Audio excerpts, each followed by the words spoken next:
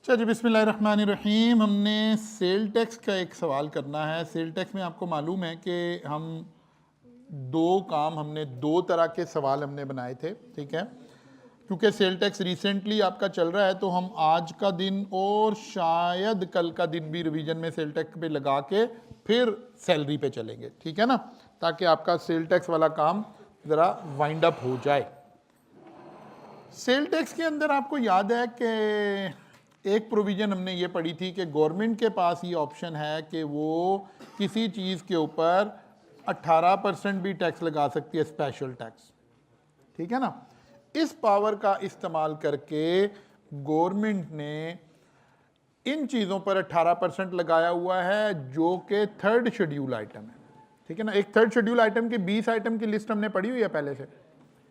उनमें से federal government has directed to charge sale tax at 25% on import, यानी अगर ये 10 चीजें इंपोर्टेड हैं तो फिर इनके ऊपर 25% टैक्स लगेगा। कौन कौन सी?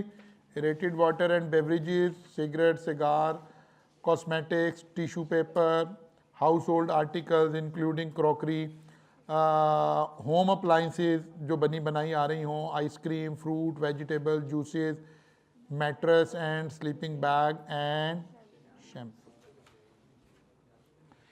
अगर ये इंपोर्टेड हैं तो थर्ड शेड्यूल के ऊपर उसूल तो थर्ड शेड्यूल का ही लगेगा कि रिटेल प्राइस पर चार्ज होगा, लेकिन 25% चार्ज होगा, ठीक है। एक बड़ा अनफॉर्चुनेट इवेंट ये है कि थर्ड शेड्यूल में प्रीवियसली हम ये कह रहे थे कि थर्ड शेड्यूल की आइटम्स याद करने की बिल्कुल ज़रूरत नहीं है, हमेशा एग्जामिनर बता देता था कि ये थर्ड शेड्यूल आइटम है। लेकिन एक अटेम्प्ट में अभी उसने रिसेंट में आकर एक बड़ा गलत काम ये किया कि उसने शैम्पू लिखा और ये बता दिया कि ये इंपोर्ट हुआ है, और ये नहीं बताया कि इसके ऊपर 25% टैक्स लगना है। इसका मतलब है एग्जामिनर ये चाह रहा है कि अब हमें थोड़ी सी आइटम्स का भी पता हो। अनफॉर्चुनेटली, हालांकि ऐसा होना नहीं चाहिए था, लेकिन हो गया। अच्छा जी, फिर एक और गवर्नमेंट ने एक लिस्ट हमें दे रखी है 27 आइटम की।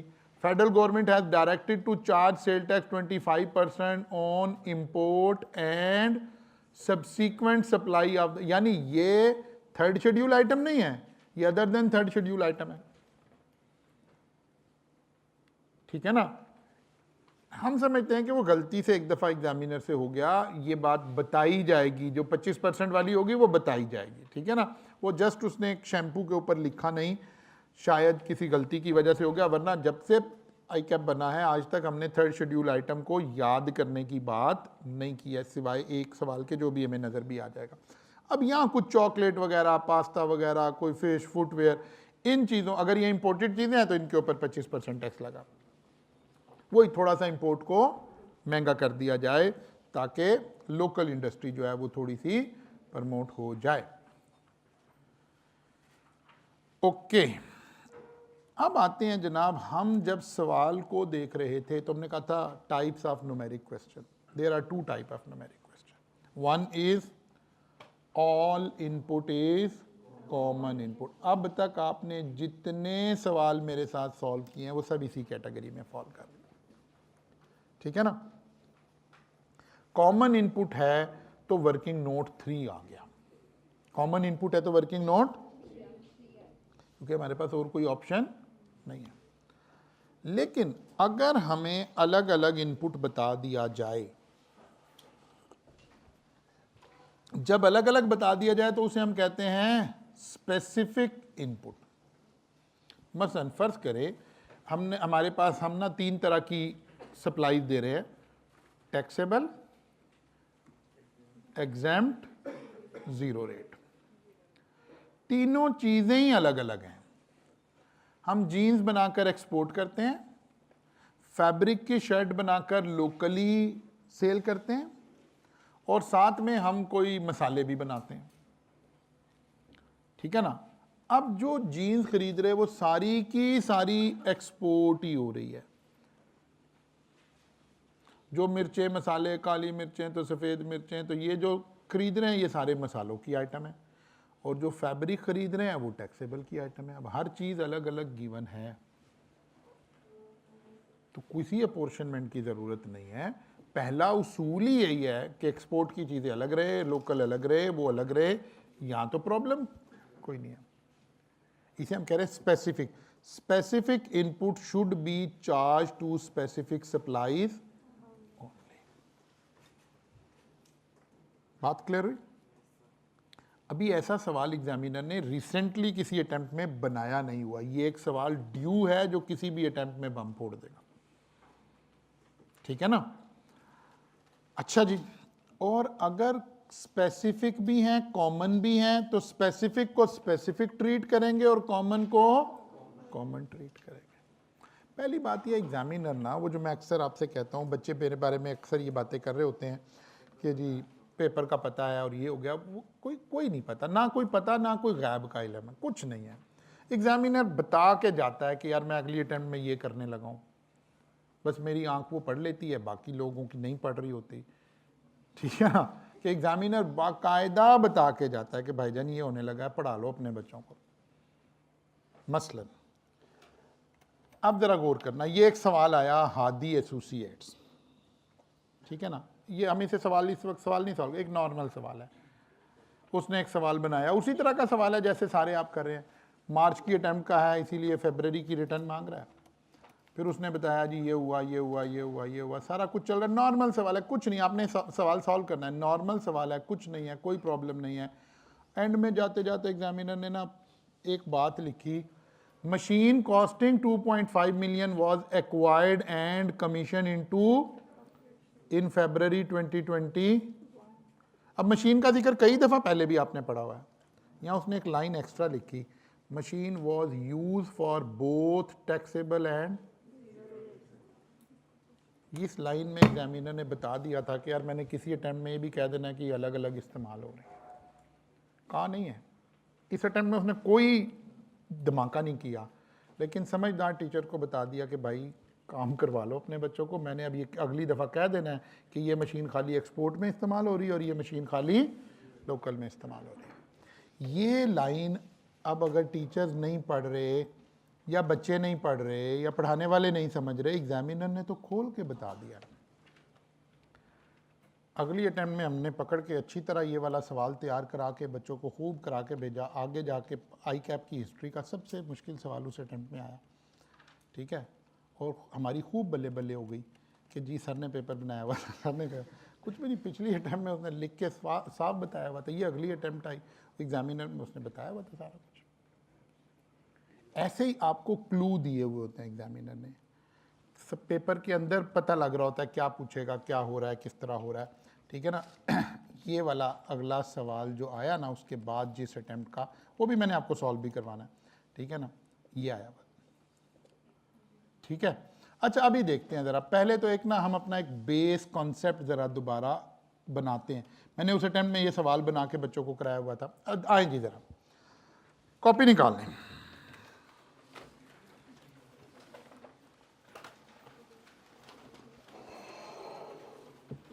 Zahir Associate is registered under Sale Tax Act 1990 and engage in manufacturing and supply of consumer product. Following information is available for March 2024. ये आई कैप का सवाल नहीं है, ये हमारा बनाया हुआ सवाल है। परचेजेस, ये सवाल ड्यू हुआ है, मैं आपको बार बार कह रहा हूँ, बेसिक वाले लेवल पे, अपर वाले लेवल पे नहीं, बेस जो ये सवाल है, फिर ना कहना खबर नहीं हुई। Taxable goods from registered supplier, taxable goods from purchases, purchases कह रहा है 10 लाख की परचेजेस की हैं, use for local taxable supplies only, specific purchases. 5 million की परचेजेस की हैं, use for exempt supplies only, specific purchases. 3 million used for export only, specific. 7 million used commonly for all supplies, common. Common भी given है, specific भी given है। बात समझ आई? Common भी गिवन है, स्पेसिफिक भी गिवन है। हमने जो कुछ सीखा है वो कॉमन से रिलेटेड सीखा है, स्पेसिफिक से रिलेटेड तो अभी हम एक मोटी बात कर रहे हैं, और वो कौन सी बात कर रहे हैं कि स्पेसिफिक जो है वो स्पेसिफिक को चार्ज कर देंगे और जो कॉमन है उसको पुराने तरीके से करेंगे। ये यहां नजर आ रहा है, बात समझ आई है? कॉपी निकालने ऐसे ना बैठे, आ जाए जी। फिर वो कह रहा है जी प्लांट एंड मशीनरी 4 मिलियन की है, 60% use for taxable supplies and 40% for exempt supplies. अच्छा जी, अब उसने सप्लाईज बता दी उसी तरह से, एडिशनल इंफॉर्मेशन कोई बिजली वगैरह बता दिया, बस कोई और हमने इसे कम्प्लेक्स नहीं किया। एक कॉन्सेप्ट बनाने के लिए सवाल बना, डन। वर्किंग 1, वर्किंग 2, वर्किंग 3 किसकी करनी है? कॉमन की, कॉमन की।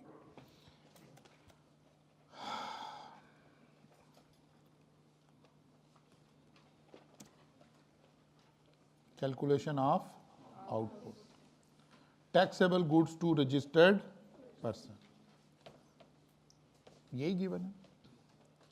इसके ऊपर 18% टैक्स ले लिया।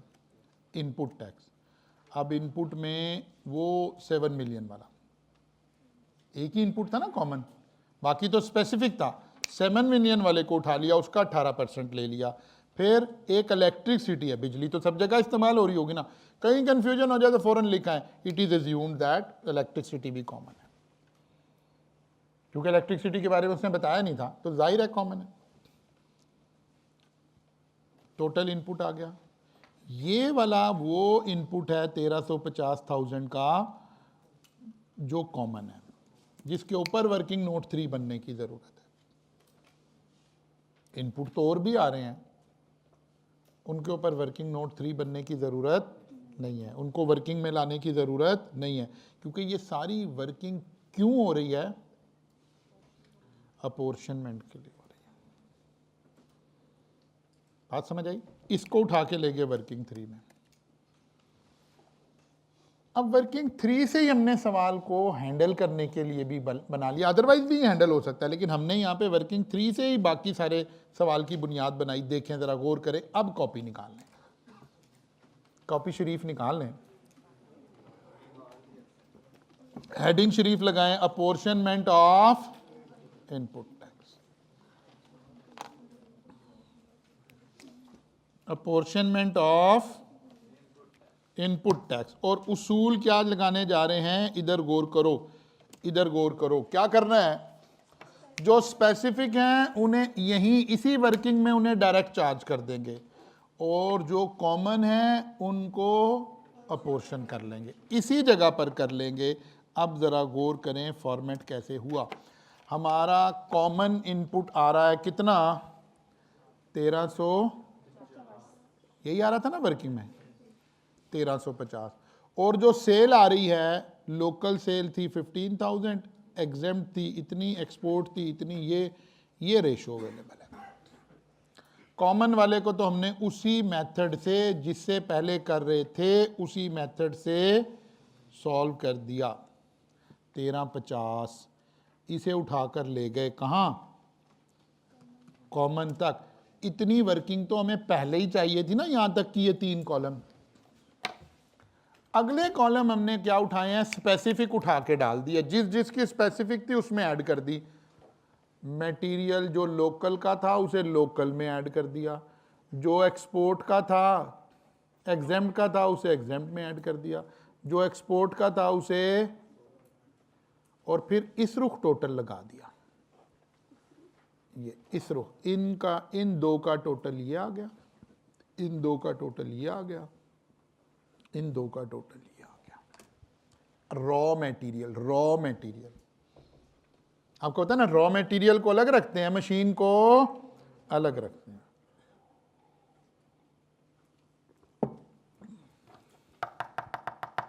डन?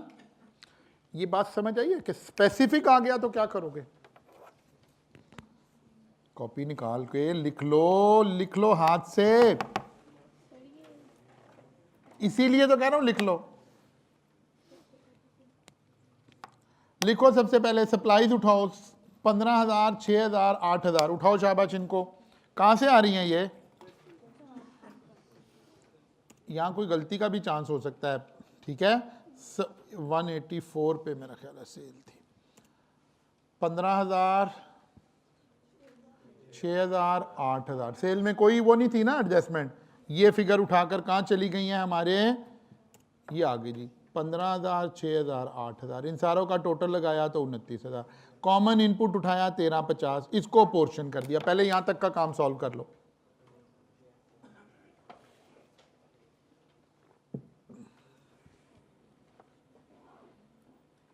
फिर मैं आपको बताने लगा हूं, ये मैंने आपको क्लास में आपके दिमाग में, सही लफ्ज बोल दूं, भेजे में उतारना था किसी तरह, इसलिए ऐसे किया हुआ। आपने एग्जाम में ऐसे नहीं करना, इसलिए कह रहा हूं अभी कॉपी खोलो ताकि मैं आपको समझाऊं आपने क्या करना है।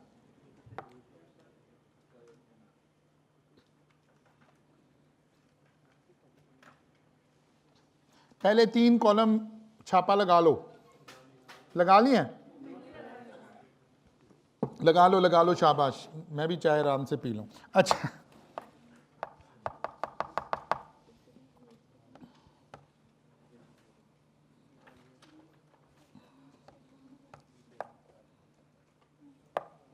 पहले 3 कॉलम, अगले नहीं बनाने अभी, चलो बना लिए, कोई बात नहीं।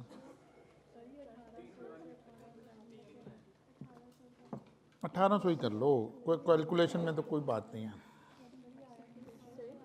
बताता हूँ, जो 410 का हमने 18% दिया वो 90 नहीं बनता, पिया मेरे मालिक। 180, हाँ जी बोलो, कौन से वाले का कह रहे हो?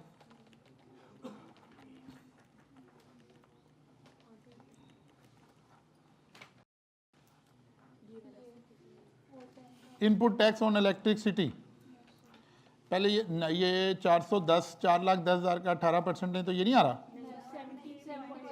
चलो वो ठीक कर लेना, कोई बात नहीं, वो ठीक कर लेना। लेट के काम करने का ये नुकसान तो है ना। अच्छा जी, ओके जी, वापस आओ जी, वो ठीक कर लेना, कोई कॉस्टिंग है, इसीलिए तो कह रहा हूँ कर लो। अब जरा वापस आ जाओ जी, इधर आ जाओ। अब आपने एग्जाम में क्या करना है, मैंने तो आपको समझाने के लिए काम किया, या मैं आपको इससे भी किसी मुश्किल सवाल के लिए ये फॉर्मेट दे रहा हूं, ठीक है। इससे भी अगर नेक्स्ट लेवल सवाल आ गया तो फिर भी आप उसको हैंडल कैसे करना है। अब इस सवाल का नेक्स्ट लेवल नहीं है। इस सवाल में हम एक ही कॉलम बनाएं जिस पे लिखें स्पेसिफिक इनपुट, और ये 1800 यहाँ लिख दें, ये 900 यहाँ लिख दें, और ये 540 यहाँ लिख दें, और नीचे इसका कोई टोटल ना लगाएं। ये किसी बेस पे पोर्शन नहीं होके आ रहा है, ये अपना अपना आ रहा है। वर्किंग आपकी स्क्रूज हो गई है, ठीक है। लेकिन अगर एग्जामिनर अपनी आई, बाद एग्जामिनर होते मरने मारने पे उतर आता है, ठीक है ना। अगर वो आ गया जो कि इससे अगले सवाल में वही आया हुआ, फिर हमें कॉलम चाहिए होंगे। बाद दफ़ा वो कह दे, अभी तो उसने बड़ा ही आसान करके, उसने नहीं है तो हमने सवाल बनाया ना, हमने अलग अलग कर दिया। आपको समझा रहे हैं कि स्पेसिफिक इनपुट को कैसे एंटरटेन करना है। एक्चुअली आपके दिमाग में सिर्फ ये बात ले जाना चाह रहे हैं कि specific input should be charge to specific supplies only. लेकिन अगर एग्जामिनर ने एक इनपुट को स्पेसिफिक भी बना दिया और कॉमन भी बना दिया, यानी कह दिया 3 में से 2 में है, तो फिर उनकी रेशो अलग निकालनी पड़ेगी। सिर्फ कैलकुलेशन, कंप्यूटेशनल एस्पेक्ट की बात हो रही है, मैथ की बात हो रही है, टैक्स की बात नहीं हो रही। टैक्स तो सीधा सीधा मामला चल रहा है। लेकिन अभी पहले इस पहले लेवल को ज़रा एक दफ़ा करते हैं, फिर आगे आते हैं। ये समझ आ गई जी हमें, ये 3 कॉलम अलग अलग रखने की बजाय हम इकट्ठे ही कर सकते थे, एक कॉलम बना लेते और फिर टोटल लगा दिया। ये जो इनपुट है ये 90% वाला है लोकल के हिसाब से, एक्सपोर्ट का तो रिफंड हो जाएगा। अब हमने देखना है जो मशीन है, अभी हमने ज्यूम किया कि मशीन तीनों जगह इस्तेमाल हो रही है, तो मशीन को भी इसी रेशो से उठा के अपोर्शन कर दिया, ठीक है ना। लेकिन अगर मशीनें भी स्पेसिफिक आ जाती तो specific should be charge to specific, फिर मशीन का एक स्पेसिफिक लगा देते हैं। मशीन को फिर भी रखते अलग, क्योंकि मशीन पे 100% का उसूल लगना है और उस पे 90% का उसूल लगना है। जी अभी अभी ये वाली बात जो आप पूछ रहे हो ना, अभी आने लगी है, मैं उसको भी होल्ड कर रहा हूँ, आपको जवाब नहीं मैंने दिया, आप ये समझो। अब ये आ गया जी, हमारे पास सवाल आ गया, इसके बाद कुछ भी नहीं करना। अब आप फेस के ऊपर वापस आ गए हो, आपने अपना इनपुट उठा लिया है, ठीक है ना, ये आउटपुट आ गया, इसमें से इनपुट और पिछले महीने का उठाकर और वो सारे उसूल लगा दिए नॉर्मल तरीके।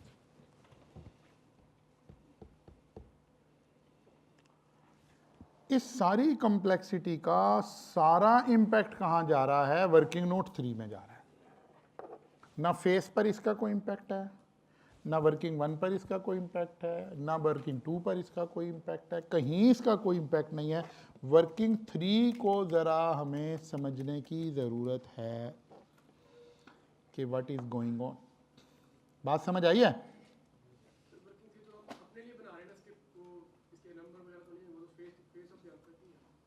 नहीं, फेस ऑफ द आंसर पे फिगर कहाँ से आएंगी?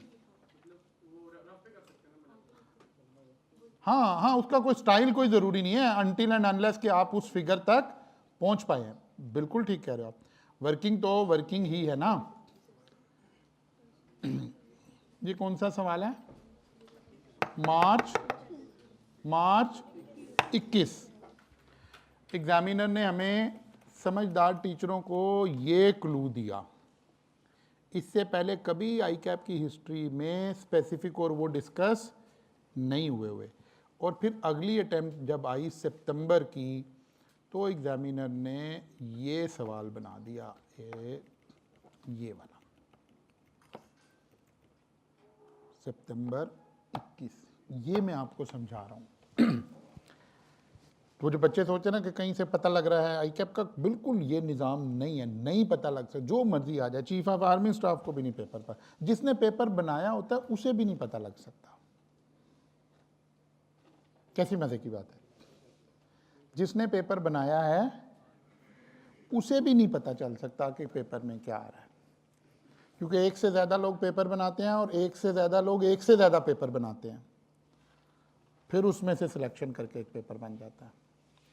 तो पेपर आप हमारे एग्जामिनेशन सिस्टम के ऊपर कोई उंगली नहीं उठा सकता। हाँ, आप समझदारी से, आप इशारों किनारों से आपको चीज़ें समझ आ रही होती हैं कि एग्जामिनर ने क्या पूछ लिया, क्या बचा हुआ है, किस तरफ को एग्जामिनर जा रहा है। चले जी, अब आए जी, Mehrban associate is are registered under sale tax act 19। अब कॉपी निकाल लें साथ। Is engage in the manufacture and supply and दस, ये उसने परचेजेज दे दी और ये उसने सेल दे दी। taxable good from unregistered person, exempt good from unregistered person, taxable good to registered person, taxable goods to unregistered person, exempt good to local registered person, export to UAE, export exempt good, तीनों तरह की supplies आ रही हैं। अच्छा जी, additional information, taxable goods from registered person include material worth 2,96,000 which were exclusively used for manufacturing of exempt supply। एक material उठा के कहाँ ले गया? स्पेसिफिक में।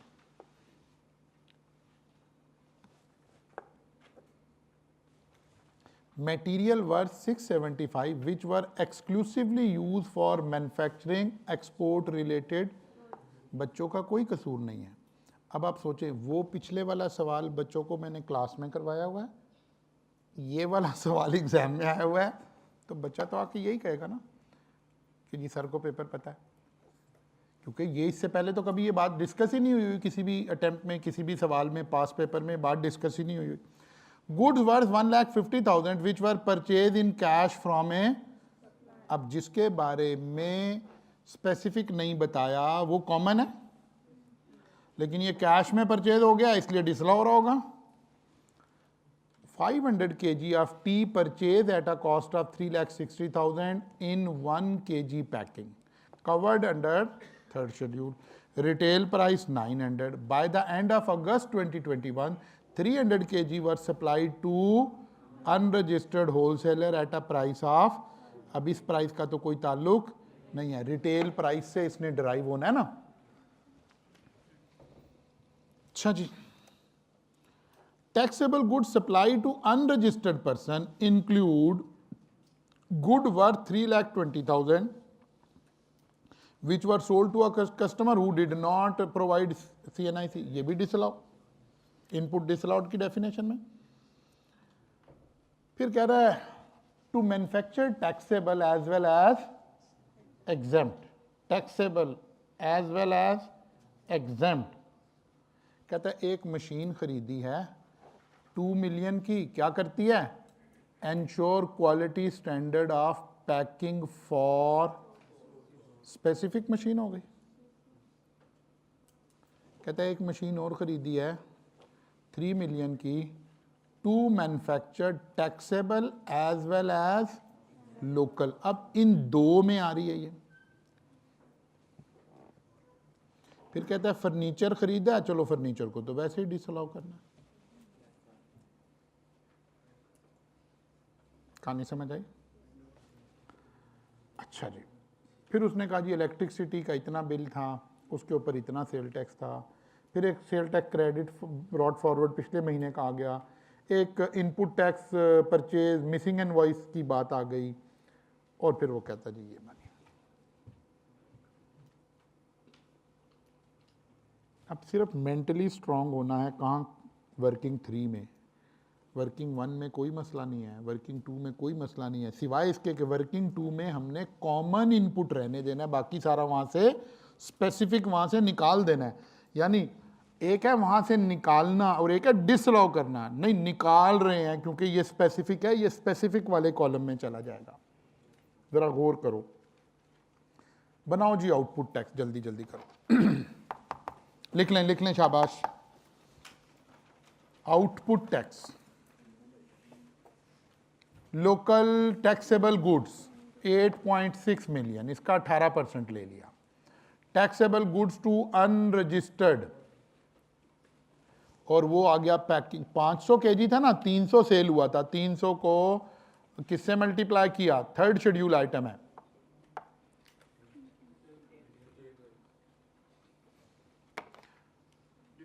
डिफरेंशियल डाल दिया इसने, आप एक माइनस करके पूरा डाल दें, ठीक है ना। क्या डिफरेंशियल ऐड कर दें, मकसद तो इसको रिटेल प्राइस पे ले जाना है, क्योंकि 790 पे हमने रिकॉर्ड किया हुआ है, उसने 900 पे रिकॉर्ड करना था। तो या 790 वाला निकाल के 900 पर पूरा ले जाएं या डिफरेंशियल ले जाएं, एक ही बात है। आउटपुट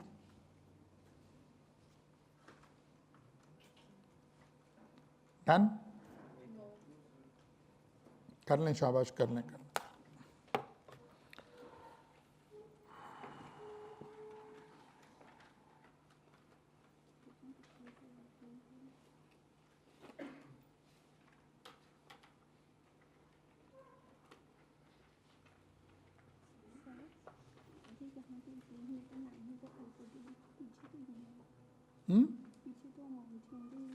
ये उनका 18% आ रहा ना बच्चे, पीछे तो वैल्यू आ रही है।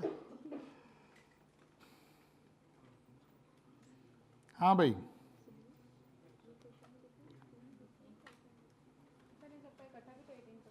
सॉरी, हाँ इकट्ठा भी ले सकते, कोई बात नहीं है, वो तो एक ही बात है। एग्जाम में तो आप इकट्ठा ही लें तो ज़्यादा अच्छी बात है, टाइम सेव हो जाएगा ना। 18,43,740 रुपये सिक्का राइजुल वक्त आ गया, आउटपुट टैक्स आ गया, ठीक है। अब हम आए इनपुट की तरफ। अब इनपुट पर हमें taxable goods from registered person given है, material exclusively for exempt supplies को यहां से निकाल दिया है। क्यों? ये स्पेसिफिक में कन्वर्ट हो गया, डिसअलाउ नहीं हुआ, ये स्पेसिफिक में कन्वर्ट हो गया। और उसकी वैल्यू मैंने यहाँ एक ख़ास कलर उसको एलोकेट कर दिया ताकि आपको याद रहे कि ये वो वाली बात आ रही है। फिर इसी तरह material exclusively for zero rated, इसको भी निकाल दिया, क्योंकि मुझे यहाँ कॉमन इनपुट चाहिए, मुझे यहाँ कॉमन इनपुट चाहिए। सर ऐसे क्यों कर रहे हैं? क्योंकि इस दफ़ा इस सवाल में, और जो भी मैं एग्जांपल आपको करवा रहा हूँ, वहाँ मैंने आपको टोटल परचेजेस नहीं दी थी। यहाँ उसने कहा परचेजेस इंक्लूड्स, यानी 4.96 मिलियन के ब्रेकअप में पड़ी हुई थी चीज़ें कि यार ये वहाँ इस्तेमाल हुई है, ये वहाँ इस्तेमाल हुई है, तो उसको हम निकाल के वहाँ लेकर जा रहे हैं।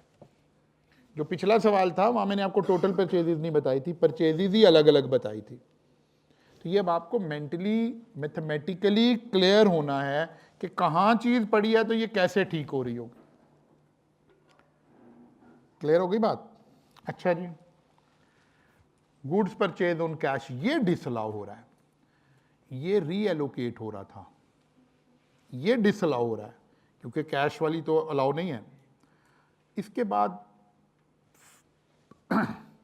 500 kg of tea covered under third schedule to be tax at retail price. Purchases में तो सारी आएगी ना, सेल में 300 जाएगी ना, परचेज तो आपने 500 कर रखी है। मेरी तरफ देख रहे हो कि आप 500 कहां से हो गया? वो सेल में 300 सेल हुई है, खरीदी तो 500 है ना।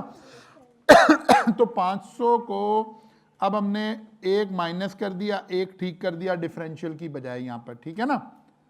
4,50,000 ऐड कर दिया और पिछले वाले रेट पर जिस पर हमने खरीदी हुई है वो माइनस कर दिया। आप चाहें डिफरेंशियल ले लें, ये हर दफ़ा बात हुई है, इसमें कोई अलग से डिस्कशन रिक्वायर्ड नहीं है, ठीक है ना। आगे चलिए जी। Good sold to unregistered person who have not provided CNIC, ये भी डिसअलाउ हुआ। Taxable goods from tax unregistered, इसको तो सिर्फ हम डिस्क्लोजर दे रहे हैं यहाँ पे। एग्जाम्ड गुड, इसका भी खाली डिस्क्लोजर दे रहे हैं, इसको छोड़ भी देते तो कोई बात नहीं थी, लेकिन मार्क्स लेने के लिए हम यहाँ लिख देते हैं ताकि उसे पता हो कि ये हमारी कॉन्शियस एफर्ट है, हम इसे छोड़ रहे हैं। अब हमने टोटल लगाया इधर का, इसका टोटल उठाया तो जो कॉमन इनपुट हमारा आ रहा है दैट इज 9,97,800।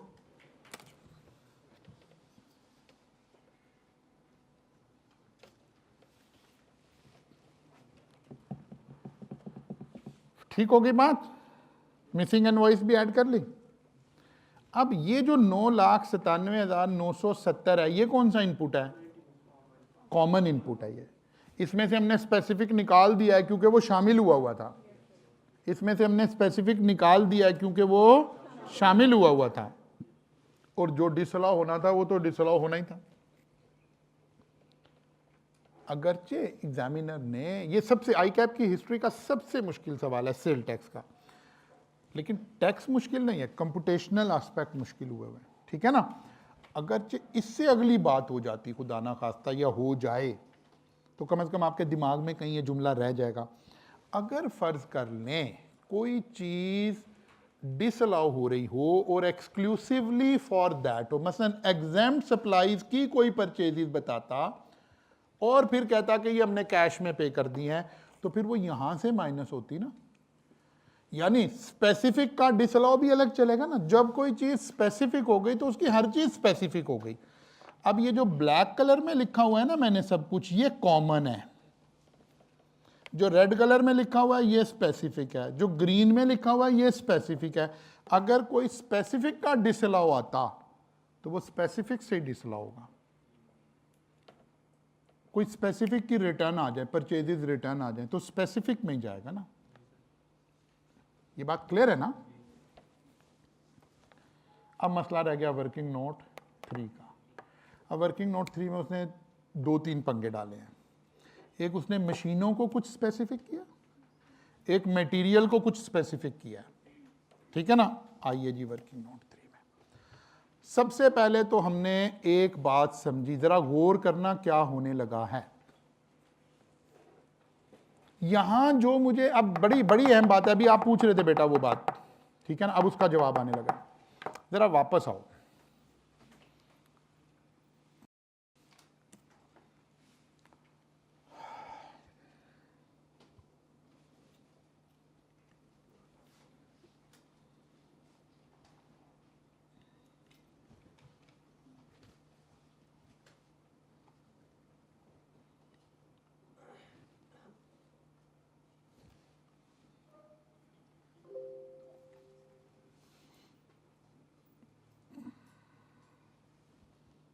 देखो जरा।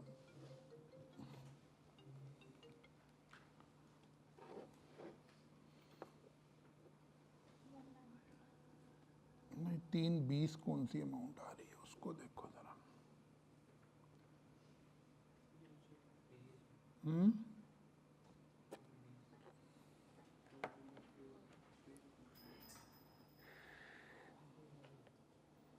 जी जनाब,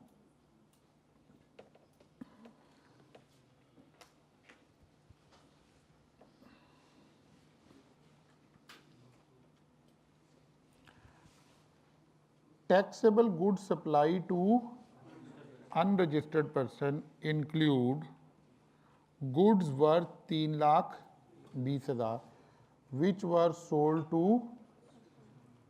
अब ये वाला से कहाँ पड़ी है? Taxable goods supply to unregistered person include. इसका मतलब है ये हम चाहते तो भले इसको यहां भी एडजस्ट कर देते।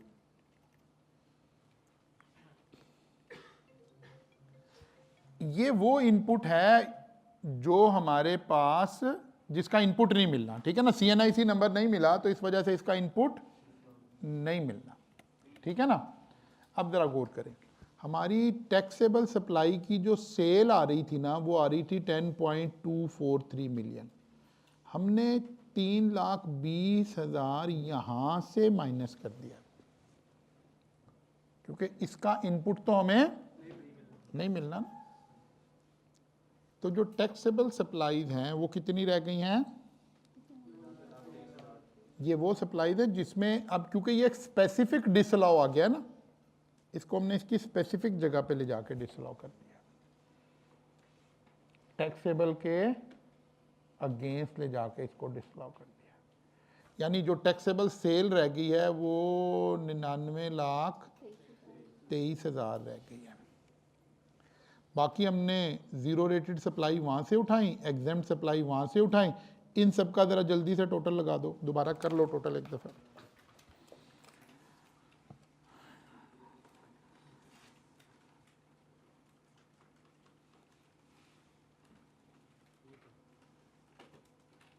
डन है ये? अच्छा जी, अब ज़रा यहाँ रुक जाओ एक दफ़ा। अब मेरे पास ना 3 तरह के इनपुट पड़े हुए हैं। इनपुट की बात हो रही है। एक ब्लैक कलर का इनपुट पड़ा हुआ है common, 9,97,970 common common common common. इसे इस रेशो से अपोर्शन कर दो, ज़रा जल्दी करो।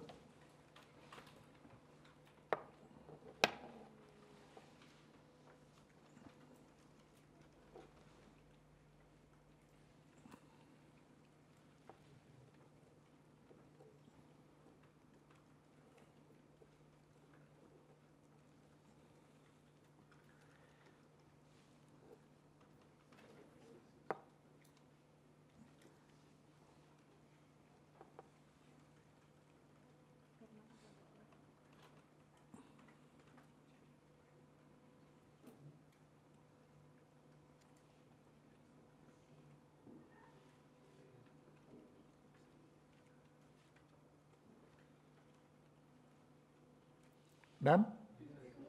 ठीक आ रही है फिगर?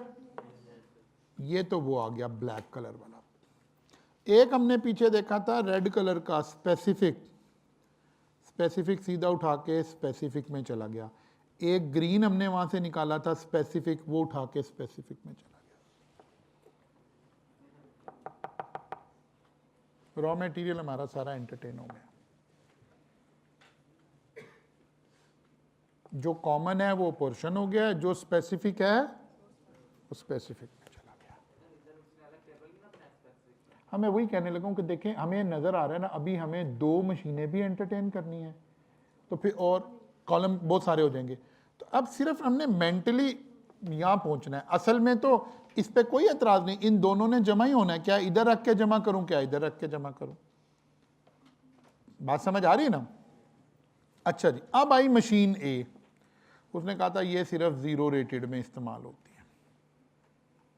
फिर आई मशीन बी, वो उसने कहा था कि ये टैक्सेबल में और एग्जेम्प्ट में। अब ज़रा गौर करना, ये जो येलो वाली अपोर्शनमेंट हो रही है ना, मैंने इधर एक येलो का टोटल दोबारा लगाया है। क्या मतलब? इन दो का टोटल, क्योंकि ये सिर्फ इनमें जाना है तो इन दो के टोटल से अपोर्शनमेंट होएगी ना। ये बात समझ आ रही है कि नहीं आ रही? जरूरी नहीं हर चीज 3 में अपोर्शन हो रही हो, कोई 2 में हो रही होगी तो उन 2 की सेल का टोटल लगाना पड़ जाएगा ना। इसीलिए देखें यहां टोटल में आपको 2 टोटल नजर आ रहे हैं, एक काले रंग का एक येलो रंग का।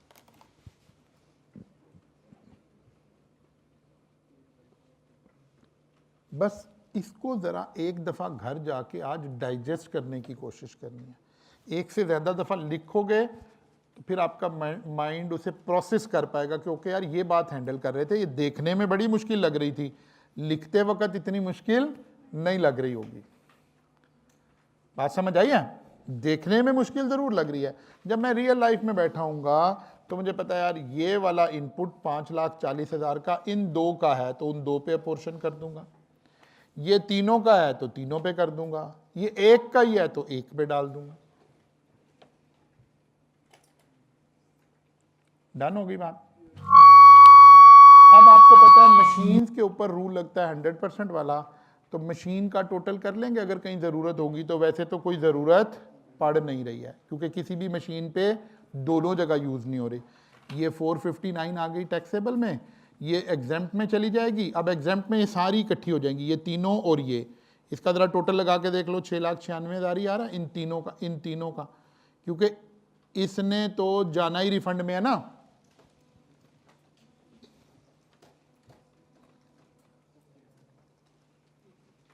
ठीक है कॉस्टिंग, ये इन तीनों का टोटल लगा लो, क्योंकि ये जाया हो जाना। इसका नाम भी लगाओ, मैंने भी नहीं लगाया हुआ दानिस्ता, क्योंकि इसको हमने कहीं डिस्क्लोजर भी नहीं देना ना। इसका तो डिस्क्लोजर देना है, तो हम टाइम क्यों जाया करें इसका टोटल लगाने के लिए। बात समझ आ रही है?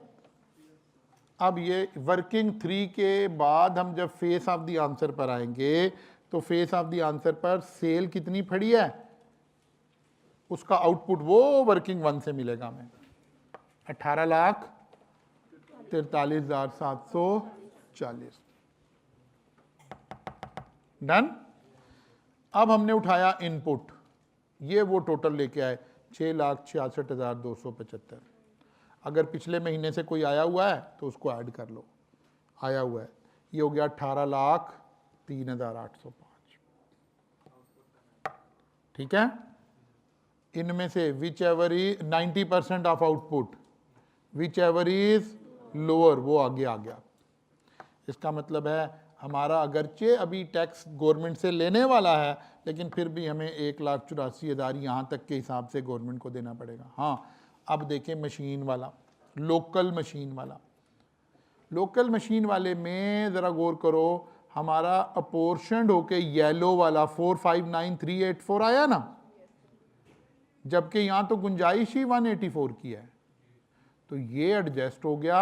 अब मशीन का भी जो बचा है ये बाकी कहाँ चला जाएगा, अगले मंथ में चला जाएगा।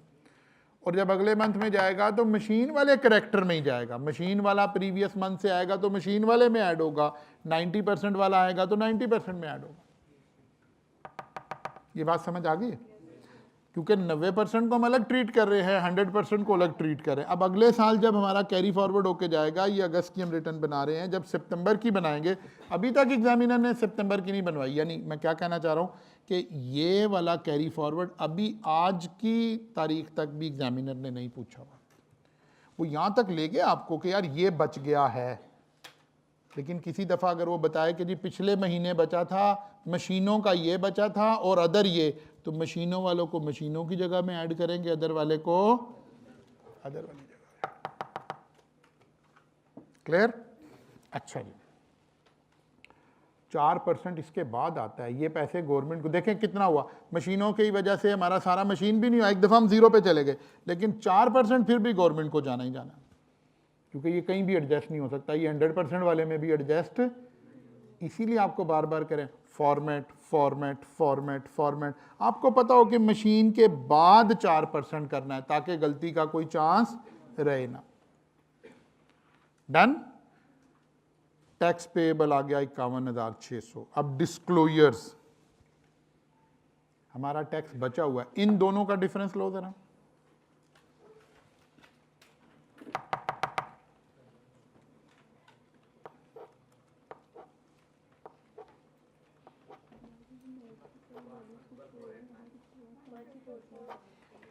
इसमें इन दोनों का भी डिफरेंस ले लो। एक 14489 और 2750, अब दो ये टोटल ऐसे चला गया। अगरचे हमें अलग अलग भी बता सकते हैं, ठीक है ना, क्योंकि इसने अगली दफा ट्रीट अलग अलग होने हैं, इसने ट्रीट अलग अलग होने हैं। लेकिन अभी तक आई कैप ने कभी नहीं ये काम करवाया, वो किसी सवाल में ऐसा नहीं आया। अच्छा जी, कोई रिफंड वाली बात थी हमारी, तो उन सारों का टोटल लगा के 6,96,363 का टोटल लगा लो। अब इस सवाल से जब आप घबरा रहे हो ना, तो टैक्स का कोई कसूर नहीं है, मैथ का कसूर है। मैथमेटिकली सवाल टफ हुआ, टैक्स तो अपनी जगह खड़ा है, फॉर्मेट सारा अपनी जगह खड़ा है, कोई टैक्स का कॉन्सेप्ट नहीं आया। हाँ, एक प्रॉब्लम जरूर आई, कंप्यूटेशनल एस्पेक्ट बढ़ गए। लेकिन ये एक अटेम्प्ट में ऐसा सवाल आया हुआ है, और वो भी कौन सी 2021 वाली अटेम्प्ट है, ये मेरा ख्याल है शायद 2021, हाँ ये आखिरी था जब कैफ 6 होता था। ये इसके बाद 2021 की अटेम्प्ट आ गई थी ना, और अब ये कैफ 2 बन गया था। जब से कैफ 2 बना, फिर इतनी ज़्यादा कंप्यूटेशन एग्जामिनर नहीं पूछ रहा, पूछ भी रहा है तो थोड़े रीजनेबल लेवल पे पूछ रहा है। तो हम नहीं एक्सपेक्ट करते कि इतना मुश्किल सवाल आएगा, लेकिन स्टिल ये सवाल आपने अपने हाथ से गुजारना है, ताकि अगर कोई ऐसा वर्स्ट सिनेरियो भी हो रहा है तो हम उसे, मैथमेटिकली प्रॉब्लम है, टैक्स के हिसाब से कोई प्रॉब्लम नहीं है। आज आपने एक काम करना है, इस सवाल को घर जाके अपने हाथ से एक दफ़ा ज़रूर कर लेना है। हम कल दोबारा इसके ऊपर काम करेंगे, कल भी अभी हम सेल टैक्स ही डिस्कस करेंगे। डन होगी बात। लेकिन आपने ये काम एक दफ़ा अच्छा सा कर लेना है। डन? हाँ कोई नहीं, मैंने इसलिए दोबारा भेजी है ना, मैंने कुछ इसको सिंप्लीफाई किया, ठीक है ना, इसको बेहतर किया। मैंने आपको दोबारा सेंड किया हुआ है, ठीक है ना, मैंने आपको दोबारा सेंड किया हुआ है ये वाला सोल्यूशन। अगर आपने किसी ने प्रिंट लिया हुआ तो उधर ठीक कर ले, मैंने इसको मोर इफेक्टिव एंड प्रिसाइज किया ताकि आसान हो जाए, मैनेजेबल हो जाए। कल मुलाकात होगी इंशाल्लाह, यहां से आगे चलेंगे।